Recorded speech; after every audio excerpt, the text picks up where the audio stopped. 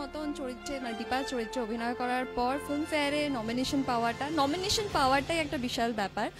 আর 2 বছর ধরে যে সিনেমাটার সঙ্গে যুক্ত ছিলাম আমি, সেটা সবার পছন্দ হয়েছে এবং সবাই অ্যাপ্রিসিয়েট করেছে, এটা আমার কাছে অনেক প্রাপ্তি, বড় প্রাপ্তি।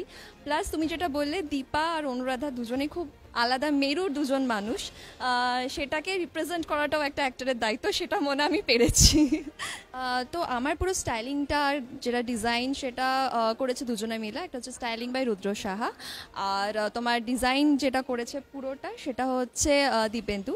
তো আর আমার মেকআপ করেছে রোহিণী। পুরোটা ভীষণভাবে ওরা সাজিয়ে গুছিয়ে তুলে ধরেছে আমাকে, আমি আজকে যেটা হ্যাঁ আমি যেটা করেছি সেটা একেবারেই ডিরেক্টর ইন্দ্রশিসদার কল। কারণ আমার মনে হয় আমরা পাশের বাড়ির মেয়েকে যেরকমভাবে দেখি সেটা মেকআপ করা অবস্থায় দেখি না, এবং যে চরিত্রটা করেছি সেটা মেকআপের প্রয়োজনও ছিল না।